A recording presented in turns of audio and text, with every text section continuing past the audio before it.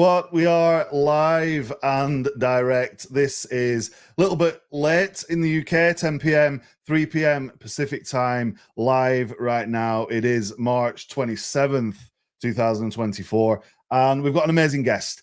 I stayed to bring this guest on for you, and it's somebody that I've known about for a very long time, somebody you may have seen at a conference near you. If you went to Funnel Hacking Live, you'll definitely know who I'm talking about. And this is somebody who is no stranger to the struggles and tribulations of the entrepreneurial world. So we've got a lot of fun lined up for you on this very special show. If you're watching live or you're watching on the replay, let me know in the comments where you're at, where you're logging in from. I want to bring to the stage somebody who's awesome.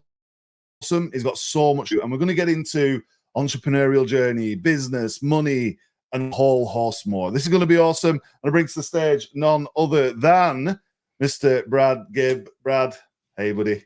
Danny, thanks for having me. And dude, I appreciate the lateness of the hour. We got to make time zones work, but hey, you were here. This is great. Time zones. It could be worse.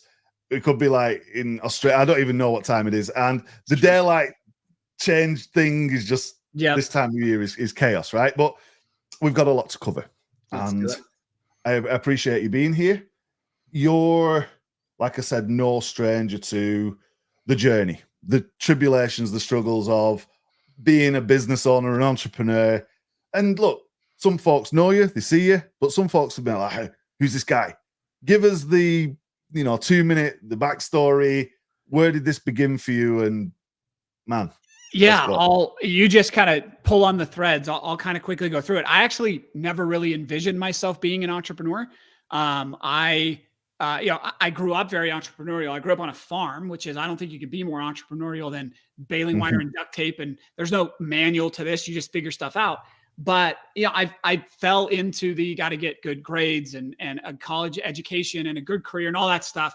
I think to balance out the chaos of what I grew up in. And I was good at school. I got degrees. I was good at math. I went the finance route. I studied and learned wealth. And it was my first job. Actually, I was very fortunate to land a position at Goldman Sachs. So don't hold that against me. Don't worry. I repented of my ways of working on the inside of that. But that's what I had aspired to, was the pinnacle of wealth, the finance industry and all of that. My timing was perfect because it was 2008. So I ended up with a front row seat to the entire meltdown of the entire financial world. And it really was in seeing all of that. I actually worked in the high net worth individual division of Goldman Sachs. If you can imagine, there's high net worth individuals and then there's Goldman Sachs high net worth individuals. So I actually sat insulated because my clients or what we were doing were not affected by 08. But then I watched everything else. So, but to kind of wrap up the story, that was the moment that I was like, okay, everybody that I see wealthy, successful, even amidst chaos and all of that, the common thread was they were in business for themselves. They had decided to be entrepreneurial, and that seemed to be a starting point. So for me, I said, am I just interested in this? Do I want to manage other people's money, or do I want my own money, my own wealth, my own control to be able to go through this? And that's when I had my Jerry Maguire moment, right? I'm leaving and walked out. It had no business quitting in 08, 09. That was, looking back on it, that was stupid, but that was the jump off to my entrepreneurial journey there. And then I had to, just like we talked a little offline about it, but like there was lots I then had to learn that I didn't have any idea what goes into really running a business, marketing, setting up brand, like everything that we talk about. Like it was a long journey behind the scenes to be able to do that. But that was really kind of the genesis of me being an entrepreneur and getting to this point. And look, this is an amazing story. And some people are like, whoa, and he walked out. But there's lots of factors that affect that jump. And when you had that realization, like you said, there's a golden thread connecting the folks who you saw as successful, who you aspired to. The decision was kind of made, right? 100. It was one of those things, once seen, you can't unsee it. I couldn't stop thinking about it. It like I found myself quitting and not even having pre-thought about, like I didn't plan it. You're right. It was inevitable that's where it had to go. And I think it's inevitable for a lot of folks who might be watching this, do they do their best to shorten that journey, that inevitability? Do they just leap into the faith? What's the, if you could have rewound a little bit and structured this in some way? That's a great question, Danny. I'm definitely the thinker, the planner, the ready, aim, ready. So I think I could have, like, it was my wife, the one pushing me of like, you got this, you can do it. Just quit already. I'm sick of hearing you complain. Like, we can do this. So I probably needed a swift kick in the rear end to do it quicker. And then there were actually multiple other times where I needed to make jumps in this entire journey. It's not just once and then it works. It's multiple and constant. I would have come to the conclusion sooner. And I think what I needed to get there, and I talk about this with a lot of people as well, and it seems to resonate, like there was that point in time in every entrepreneur's life that they realized they were different, that they didn't fit the mold. It took me getting all the way to Goldman Sachs and having that experience for me to realize it. But some people realize it when they're in third grade because they're the kid in the back of the classroom eating crayons, right? They're the ones that don't fit then. Or in high school, they keep challenging their teacher because they're like, I get there are rules, but tell me why I need to follow these rules, right? Or maybe they're in college already and they're like, well, if you're so smart, why aren't you making money? And why are you here teaching, right? We all found that moment. And I guess I would say, when you have the aha, don't fight the aha. Don't fight that. Like, that's when you need to jump. When it's clear that you recognize, okay, I know that I'm different than everyone around. That's the time to move. Yeah, and making those moves is often accompanied with a terrifying fear of, I can't pay the bills, or I can't do such and such, or my life is going to be different. Clearly, you didn't look back. And you've soared from where you were, maybe stumbled a little bit along the way. Is that fair to say? Oh yeah. It wasn't, hop, skip, and a jump through La La Land and unicorns and rainbows. And there were plenty of times of regret and doubt and apprehension and all of that came with it. Everybody's journey is going to be their own, but there's nothing I would have substituted, even, and I believe there's still lots of success on the horizon. So don't take this as I'm done and I've accomplished everything that I want. But even with this, even if the success I've had hadn't come, it still would be the right decision because the life that I get to live. Yeah. And that's, so I think, so important for people to understand is like, what would have been the cost of not making that decision? If you could, you had a choice now, you could go back there or you could move forward. You clearly would choose the choice, right? This is kind of where we're at. Yeah. And I would say even in the dark, difficult moments, that was constantly whispered to me to be like, this is still better than your cubicle in downtown New York, right? This is still better than whatever was going in. And it wasn't all, like, we knew it wasn't going to be easy. It wasn't going to be perfect, but it's still like constantly reinforced that was the right choice. And again, that was when I just, back to the identity, it was when I realized my identity had to shift and be different. And with that identity shift, then I could deal with everything else. And I think it just took me a lot longer, I think, than most, because I was in my, mid 20s at this point. Mm-hmm. And it took me really to my early 30s to really fully actually embrace full on entrepreneurship, which I feel like, I guess, is later than some people, but yeah. Hey, it's all about the journey, right? And clearly breaking out was the right decision. What was the first thing that you embarked on? Because yes, I want to be my own boss. I want to be an entrepreneur. I want a business. You had this financial background and this host of skills. Clearly you've got experience and contacts and things from the job. Did you jump straight in and employ that straight away? Or did you go a different route? What was the early stages? I think the fact that we both swim in the ClickFunnels ocean here, I think this will be a good maybe contrast to what others did. I resisted marketing. I resisted selling. Like anytime, some of the first advice I asked when I was going to make this decision is people are like, hey, you got to learn to sell. You got to learn to sell. And I would correct people and be like, no, you don't understand. I have a master's degree. I don't sell. Right.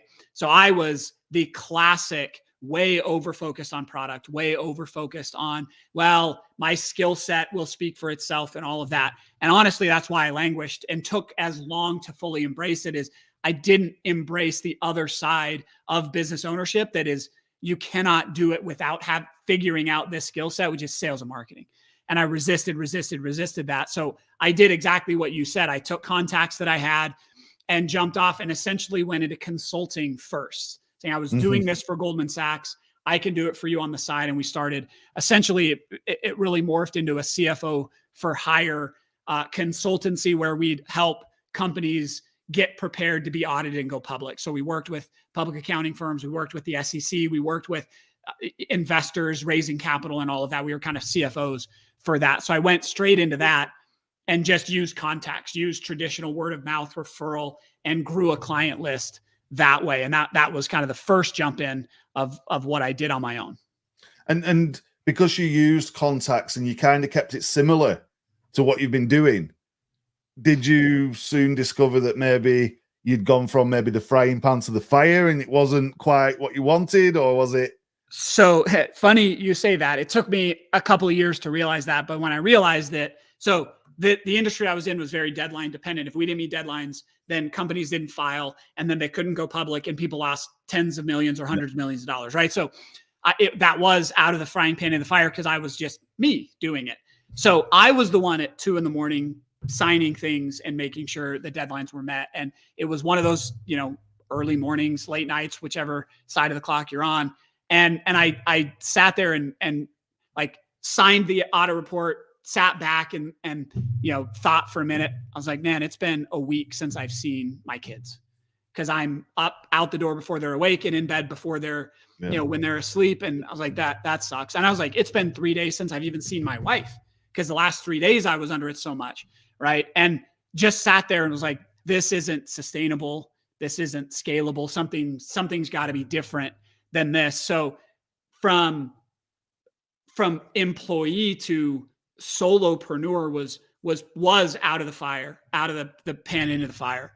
And then I had to figure out, well, how could I do this without all of that same stuff? What do I need to learn, and where do I need to go to be able to do that? But that was not enjoyable. And look, we feel this pain as entrepreneurs, right? Because then all of a sudden you've not got the safety of the cubicle, right? You've not got the structure. You've got to create the structure. You've got to build the cubicle. And that is, in some respects, even more daunting, but it's a lot more fun. And you're right. I had an oh crap moment of like, wait, I don't have time to do all the work that I have, but how do I have time to then also, like you said, build the infrastructure and build, like, it was one of those like rock in a hard place, moments. And to me, that's what got me out of that, was bumping into the right people, the right network, mentors, friends, other people that were in it, showing me what I couldn't see, helped me to begin to envision a different possibility and what would be required, gave me enough hope to say, okay, if I can accomplish that, I can work through this a little longer. It's not entirely hopeless. There is a way out. But it did take a mentor, somebody to see what I couldn't see. And then it took understanding that I have to leverage, I was comfortable with financial leverage. I've been taught, I knew how that all worked, but I hadn't used systems and technology, especially marketing and sales leverage. I hadn't, put some of that in place. And that was my then dive into the world of sales and marketing, was like, well, that's what I need to put a moat and a buffer around, to be able to have breathing room, to be able to move in and reinvent something. And that was what kind of kicked that question mark off. Amazing. And having that mentor, that's usually an instrumental turning point in every story that I hear, every interview that is like, hey, I got a mentor. And then there was this big shift. There's some people resistant to doing that. They think they can figure it out all on their own. What's the message? Get a mentor. Get the mentor.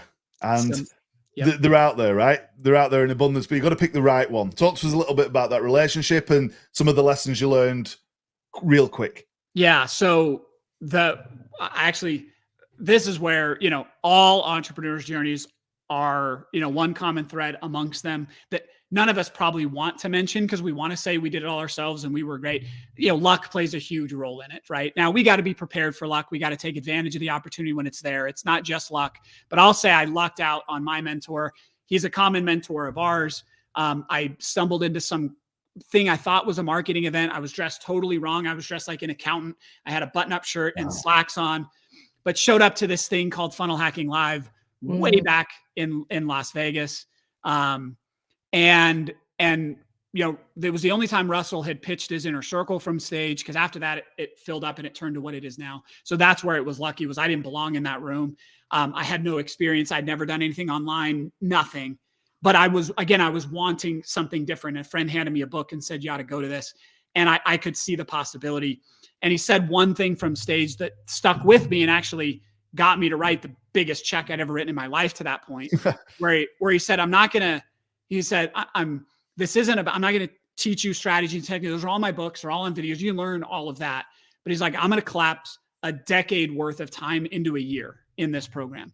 And that was like, I would pay any amount of money to not have to do this because with 10 years, I could figure just about anything out, but I didn't want it to take 10 years, and I was willing to pay for the speed to time. And so I joined Russell's inner circle. I got that mentor, but what I didn't know was coming with that was the mentorship of 100 other business owners in that network. And that really was what collapsed the time. Was, I had Russell, but honestly, if you know Russell, and he'll laugh if he ever hears this, he's so introverted, he's sometimes difficult to talk, even when you like want him to coach you. Like that was actually, I mean, super valuable and would have been worth it. But what I got more out of it was the network of everybody coaching each other inside of that. And that's really was the turning point. Really my first, check written, invest in myself, invest in a mentor, move it forward, was at that point. And that was all the way back in like 2015, I think it was. It was the Vegas. It was a while ago, right? Yeah. There's been quite a few since. And what an amazing journey. So clearly you've come from a world where everything is prescribed with deadlines. You've gone from order to chaos. You've got to kind of be chaotic, right? In the middle, because you kind of like the Venn diagram, you be chaotic in the middle. Yep. But you've survived it. You're still smiling, and you found Russell Brunson. So many people found Russell at the right time. ClickFunnels or Inner Circle or Funnel Hacking Live, and that would have not only opened the door to this mentorship and to hundreds of other amazing entrepreneurs, but it would have possibly started to shed the light on that selling, that marketing. All of that coming at once. Was that like pouring fuel on that fire? What was the... the analogy of drinking from a fire hose, right? But I think this will help a lot of people too, because you see people walk on stage, you see people get awards. I've gotten them, you've gotten them. And you think, wow, look how quick that'll happen. But I'll tell you, like from joining Inner Circle to our first 2 Comma Club award, which is $1 million. Yep. And that's not even in a year. It's just cumulative, right? Yep. We didn't get that until I think 2019.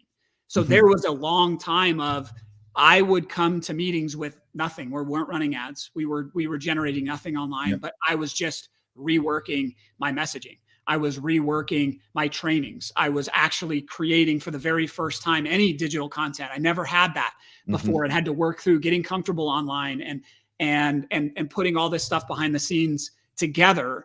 And what was exciting about that is I could see progress because we were, but people in the room had been doing this for 10 years and they would mention stuff and I would just write down books and then I'd go home and read and just try to like catch up with, they were using terms and concepts. I had no idea it was like a foreign language. It was worse than trying to understand your accent, right? I love actually your accent, but it was so different. So it was just learning and getting caught up to speed and figuring it out and moving through. But what was exciting about that time was I could see peers end up going from where I met them to successful. And instead of resentment or pity for me or anything, it was genuinely celebrated to be like, man, they did it. My time's coming. I can figure this out. Everybody can. It's so much. So that was a huge part of it, was finding a supportive and not overly competitive, right? Everybody was competitive, but to win together was huge and exciting. And without that, I tell the story all the time. Like I would leave Boise, we'd message Mandy Keene, which was kind of the internal coach at the time. And I'd be like, well, I'm quitting. I'm not coming back. This was not like, I'm never going to figure this out. And she'd talk me through it and connect me with some people, and they'd re-encourage me. And sure enough, I'd stay long. And like, I was seriously meeting to meeting in that mastermind for more than a year, a couple of years, working through that. But that mentorship, and then a group that cared about me sometimes more than I cared about myself, to be honest. The people who wouldn't let me quit was huge. That's so powerful. And I know from what I see in you and what I know of you that you are now that guy, because we're not in the business of letting people quit, right? But you've also gone a long way on your own journey to be able to do that. And there's some people who are right at the beginning right now who are thinking, oh, I'll never be on that stage. I'll never be in that room. I'll never be doing that thing. You're proof of it. I'm doing my best with this stuff. What's the message that we could convey to folks right now if they are thinking of quitting, if they are getting on the phone, you know, Mandy, I'm not coming back? What some quick words of wisdom and support we could give? Because I want people to succeed. I know you do. Yeah. And that's the funniest part about all of this. The only reason we have successful businesses is we want other people to succeed, right? It's not about us at that point. It is about everybody else. So that's a really good point. The successful people ones do actually care, as much as, you know, maybe it doesn't come across that way. I mean, that's the big question, is what does it take to stay in the game, to stay committed to that. The things that kept me going in that was I had enough reasons. Like, I was married, I had kids, I had a why, I had a purpose, that I had decided that this is what I was going to do, was to be successful, provide, and do that for my family. So I had a deep why there. I almost didn't have any choice except to succeed. But again, I really worked hard to surround myself with people that, like I said, cared about wouldn't let me quit. Right. I came out of team sports. That was the same thing. Was we practice as a team. We win as a team. We lose as a team. I'm that way with my family. I'm that way with religion. That's a big reason I loved my faith and religion. Is I'm used to having people around me that won't let me quit on myself. And so I would encourage people to find that place, because if I didn't have that, I gave up on myself many times, but I had a strong enough people around me to bridge that gap in the meantime. Yeah. And the ClickFunnels world, the entrepreneurial world, it's full of these folks. Yes, you're going to find crazies in every industry, right? But this family is... And I'll tell you, very few places, and I would say there are no other places that compete with the funnel hacker community in that idea. I've been in lots of other masterminds, and that speaks to Russell as to who he's attracted. It speaks to the leadership of ClickFunnels, and everybody's like, oh, ClickFunnels, there's better software for this or that or the other. But I'm like, yeah, there probably is, but there isn't a better community. There isn't a better tribe to be successful. That's why I'll never leave that world. It's not about the tools. It's not about the tricks. It's not about the tips. It's about who you surround yourself with. And there isn't a better community, that's why I'm in it for life. Man, believe it. And ClickFunnels has pulled me out of the wrong place many, many times. And I agree with everything you say. Now let's get into a little bit of the marketing and the selling and the tactics and stuff, because ClickFunnels, Russell, renowned for webinars. You were practicing all this marketing stuff, trying to sell. Did you do webinars in the beginning? We followed the playbook, man. Facebook ad to opt-in form to webinar, and we'd spend money and nothing happened for like 2 years, right? So yes, we did. And then something changed, and then we would run ads to an opt-in page, and people would come, and we would make sales, and we would grow, and we would add to our clients, and we were then successful. That one difference, at least for us, is what we spoke about actually at Funnel Hacking Live. It's sort of what we've become known for, Ryan, my business partner, and I, what we've kind of become known for, because I'll be honest with you, I am not good at Facebook ads. I'm not good at content. I'm not a marketer at heart. Like, I'm a spreadsheet nerd at heart. That's what I do. At nighttime when I'm bored, that's what I do. So, but the thing that shifted for us was really finding our message, I guess I'll say our core, what it was there. And like I said, that idea of building a tribe, building a movement, that core idea of what we stood for. Once we found that, then all the marketing systems and trainings and psychology and playbooks started to work. Because when we didn't have that, those things weren't working because they were facades, right? And it didn't work for us. But once we found that point, then we were able to stack everything on top of it. So that was our turning point. And you mentioned the ClickFunnels community, but clearly you found your own community, right? With your own purpose and your own goals and your own mission, and things started to happen. And then I guess you started to be able to create money and then create wealth. And then as you do that, you start to live the dream, but it goes beyond the why then, doesn't it? It becomes a purpose to actually serve that community. Talk to us about sort of like the last few years, the fast forward, the success.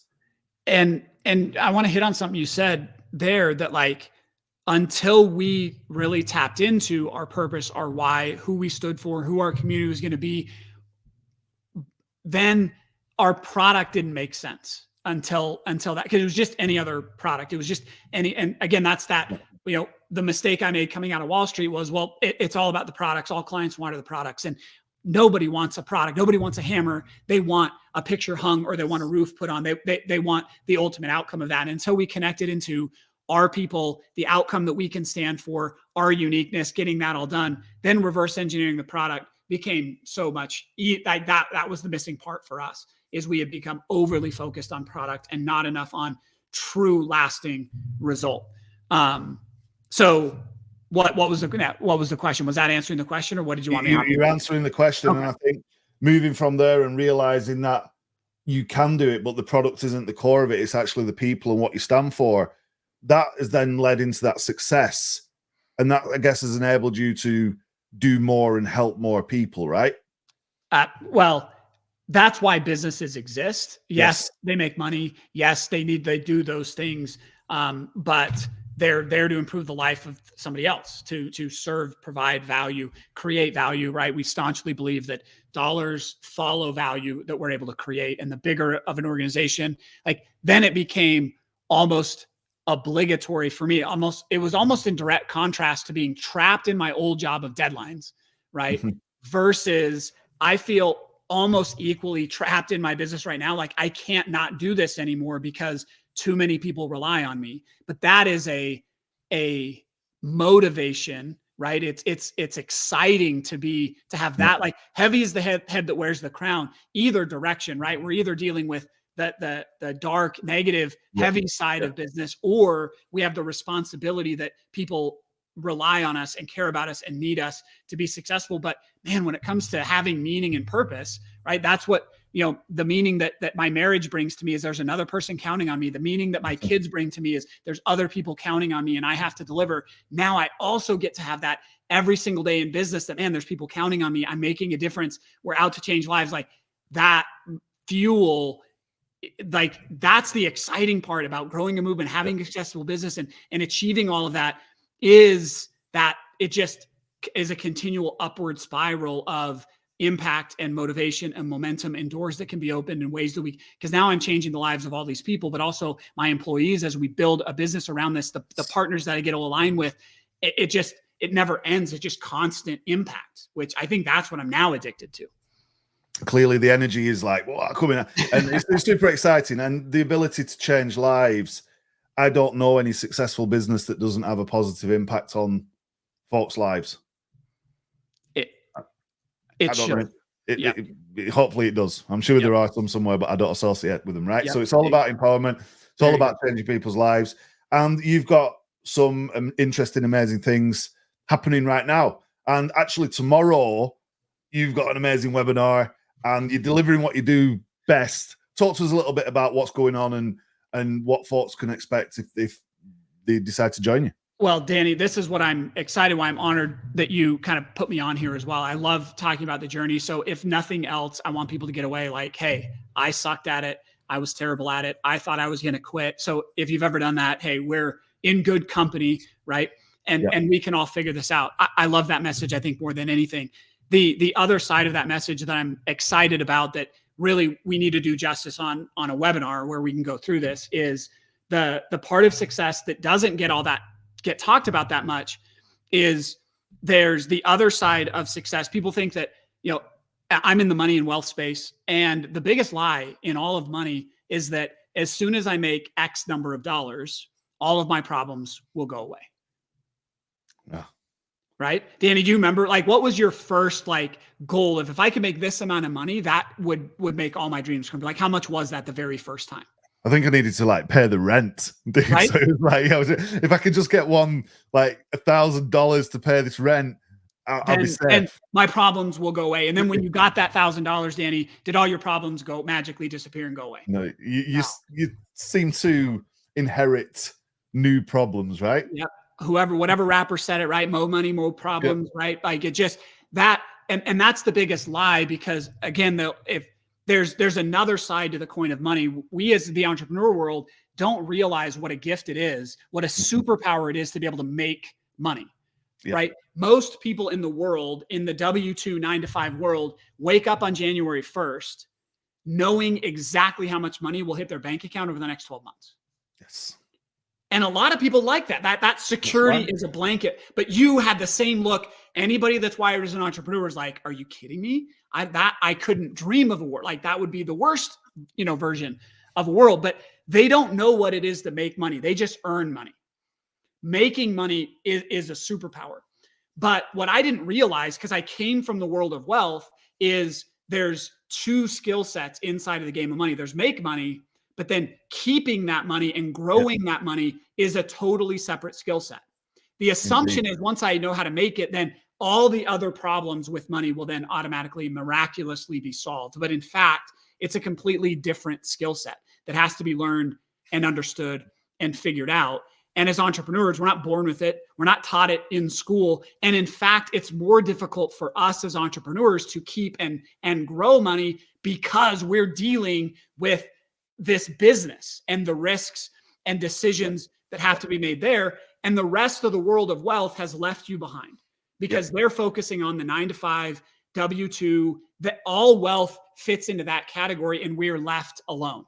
Unless you're a Jeff Bezos and you have hundreds of millions of dollars, or you have a 9-to-5, you've got nobody in your corner. Well, we're in your corner, and we're going to talk about that shift of, great, I'm making money. What do I do to keep it and grow it? And the surprising thing that I've heard over and over and over is, we hit this plateau in growing our business if we don't figure out sales, if we don't figure out marketing, if we don't figure out some of those things.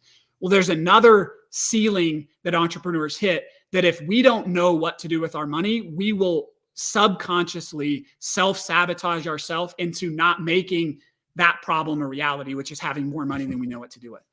And so what's exciting is when we teach these things, it doesn't even have to be that you need, $1 million ready to go invest. It's one of those things where people think in the wealth game, they think, well, once I have X amount of money, then I'll learn what those things are. But that's the same as saying, once I lose 100 pounds, then I'll go to the doctor to learn to get healthy. No, we've actually got to learn these principles as soon as possible, so that as we go through, we are able to then achieve that on the back end. So you tend to learn some stuff off Russell, and then you make a lot of money quick, and it usually comes before a tax deadline or something crazy, and then you're like, now I've done it, what do I do? And then people say, oh, you need to do this, and you got to get rid of this money and try this thing, and you never learned it at school, right? Which is a big fundamental issue in society. That's another interview down the line. Yeah. But what you've developed are workable systems that you can translate to folks, no matter where they are on their entrepreneurial journey, that when you make the money, these are some workable strategies to put it to work for you, I guess, and actually keep it. And it's even more than that. I've taken the decade I spent in Wall Street and business and finance and all of that. I got 3 degrees while I was in college, all around money and math and wealth and all of that. I've taken all of that. And then when I jumped out and became an entrepreneur, I was like, wait a minute, everything I was taught doesn't actually apply the way that the world applies it. And so in running my own business, I was able to then rework and readjust and build out what has to be done to then keep and grow that money for the founder level entrepreneur. Because again, if you inherit your parents' business is worth 100 million, they've solved all of that already, right? It's us founding, bootstrapping entrepreneurs that need that the most. So it's the only wealth system created starting with the entrepreneur in mind. So it's taught the way an entrepreneur needs to learn it. It's delivered in the way an entrepreneur needs to receive it. And then it's executed inside the chaotic world of a business owner to create. And dude, you said it already. How did you combine chaos and certainty in one word? Chaos and order. Chaotic. Chaotic, right? That line, catching that edge between chaos and order, what our system actually does is it brings the order to your chaos. And it allows you, because once we have certainty around keeping and growing our money, that actually allows you to thrive in your genius and zone of chaos. So the more certainty we bring, the more chaos we can actually go chase, which is what grows our businesses and brings in income and revenue and wealth and all of those things. So it really is that it was designed. It's not just a few ways to do it. It is the way for founding entrepreneurs to put those systems in place early so they'll be successful all the way through. So we've got a bunch of folks in the chat. Rex Sykes is in the chat right now. Tara is in the chat right now. I know Justin Benson has popped in and out. Oh, Justin, what's up? I know Justin. There's a few other folks in the chat right now as well. Give us some comments if you like what Brad's saying. And there is a webinar. It is coming up literally tomorrow. I don't know if you're going to run this again in the future, but I know I've got a link for the one for tomorrow. And we'd urge people to attend to hear these strategies and understand the message, because it is sometimes lonely as an entrepreneur, and we're better to get this. In fact, like you said, you can't get this geared for the entrepreneur anywhere else. And it's not like you've just popped up and started teaching this thing. This is stuff that you've worked with the likes of Russell Brunson, right? And lots of other people might know. And we've worked with Russell. We've worked with Stacy and Paul Martino. We worked with Lady Boss. We worked with Brian and Annie Grace. Again, it's tailored to this type of entrepreneur, the system that we need. Yep, 100%. So there's a thing on the screen. You can join Brad on his exclusive web class tomorrow, Thursday, 28th of March. You register now. There's a link on there. But if you comment in the comments, done, when you've registered, I've got some goodies and different things that I could do as a bit of an incentive. So you let us know when you're done, and then somebody will win some stuff, and we'll give you some strategies to help you go and make some money. And then Brad can hopefully teach you how to keep it. What a perfect marriage, right? Get the goodies, go make a bunch. I'll keep it. I'll tell you how to keep it. It'll be magical. Yeah. So we've got some goodies to help you make money. Brad has certainly got the magic to help you keep the money, but you need to pay attention. And this thing's coming up fast, right? You must be super excited. I know you've put so much energy into this. I can't wait to see what you deliver. And Danny, tomorrow. that's why I was so excited to talk to you, is you speak to the exact people this was tailored for. You do something that I can't do. Like, I have to hire people to help me know how to make money. Like, my skill set is on the other side. So I appreciate you and pulling these people together and helping them get to this point. And like I said, it's peanut butter and jelly to say, great, you're following Danny, you're following guys like Russell, you're following that on the make money side. This is a perfect hand in glove to then say, great, let's keep it and grow it, so that, the entrepreneurial journey is hard enough. Let's not let the IRS screw it up. Let's not attorneys screw it up. Let's not markets and inflation and all that stuff that's scary. That doesn't need to make it any more difficult. We're going to solve all that so that you can just keep focusing on growing your business and impacting as many lives as possible. And look, people are commenting, Digi saying done, Tara's saying done. I know Rex is in the chat as well. Yeah. There's kind of this triangulation going on. You've got to have the mindset right. You've got to have the technology right. But you could have all of that going on, go out there and make a big bunch of money. If you don't have these core skills, there's a good chance you're going to learn the hard way. And you, clearly, Brad, you took the hard way in some respects, so these guys don't have to, right? You put a lot of time and effort and money of your own in developing this, holding this over the years. Is there a secret insight behind the scenes of one thing that folks might just pick up from the webinar if they join, without giving it all away before we wrap up? Yeah.